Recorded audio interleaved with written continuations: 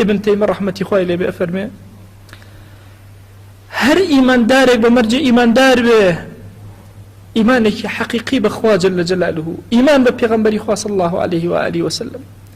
ئەفەرمێ هەر هەڵە و تاوانێکی کرد ئەگەر بەر هیچ مۆسیمێکی ڕەحمەت نەکەوت خوا دەشتی داناوە بۆی لە گوناهەکانی ببووری یەکەم چاوەڕێی تەوبەی ئەم عەبدە ئەکا بەخوا ئەو کەسەی تەوبە ئەکا لە گوناه التائب من الذنب كمن لا ذنب له والله وەک وایە هەر گوناهەکەشی نەکردبێ هەر لەسەری نانووسرێ دەستی ڕاست مەلائیکەی دەستی ڕاست نایەڵە قبوڵ ناکە لای چەپ بینووسێ لەعەل ئەم عەبدە تەوبە ئەکات و لە نامەی ئەعمالیان نانووسری دووهەمین دانا ئەفەرمێ ئەگەر تەوبەی نەکرد و لێگەڕا دواتر لە هەر کاتێکە ئەستەغفر اللهیەکی کرد لە دوای نوێژەکانت تۆ سێ جار هاوارەکەی ئەستەغفر الله خوایە داوای مەغفرەت لە تۆ ئەکەم ئەفەرمێ ئیلا بەمەیان ڕەب العالەمین لێ ئەبوورێ ئەگەر بە یەکەم لێ نەبوورە ئەفەرمێ بە دووهەم لێ نەبوورە هەر کردەوەیەکی حەسەنەی کرد ئیلا خراپەکانی ئەشواتەوە إن الحسنات يذهبن السيئات بەخوا جاری وا هەیە هەڵەو کەم و کوڕێکت کردووە شتێکی زۆر بەسیط ئەکەی جارە بە دڵی دایک و باوکت هەڵ ئەسوڕێی جارە لەگەڵ هاوڵەکەتا بزەیەک ئەکەی جارە تەوقە لەگەڵ موسڵمانێکە ئەکەی خوا لێتە بوورێ لە هیچ ئومەتێکە ئەمە نەبووە کە بۆ ئومەتی پێغەمبەری خوا صلی الله عليه وسلم هەبوو ئەفەرمێ ئەگەر ئەمەش نەبوو ئیمانداران هەمویان ئاوا مرتبطن بە یەکەوە ئێمە لە نوێژەکانە هاوارەکەن ئهدینا الصراط المستقیم ناڵێن ئهدینی خوای خۆم هیدایەت بدە هەموو ئیمانداران خوای هیدایەت بدە بۆ سەر ڕێبازی پێغەمبەری خوا صلی الله عليه وسلم و ڕێبازی جوانی ئەصحابی ئەو ئەفەرمێیان دوعای لێبوردەیی اللهم اغفر لي وللمؤمنين لەکوێ ئیماندارێک لەم سەرزەویە دوعا بکە بۆ ئیمانداران لەوە ئەچێ بەر تۆی گونەهەبارکەوێ و ڕەب العالەمین عەفوت کە لەوە ئەچێ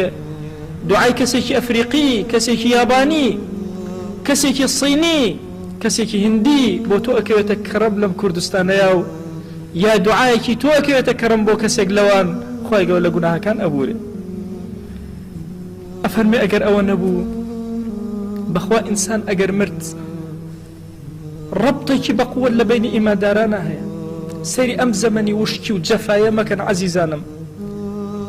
زەمانێک هەبوو ئیمانداران ئەهاتن ماڵی خۆیان ئەبەخشییان و خوای گیان ئەمە بۆ ئەو موسڵمانەی کەس نێ خەیری بۆ بکەو لە ناو گۆڕەکەیەتی هەندێ ئەولیای گەورە ئەچوونە سەر گۆڕستان و دەسەکانیان بەرزە کردەوە خوایە لە گوناهی ئەو باوکو دایکانە ببوورە کە ئەولادەکانیان دوعای خێریان بۆ ناکەن ئەم ئومەتە ئومەتێکی مرتبطە بە یەکەوە ئەفەرمێ هەندێک کەس لە پیاوچاکان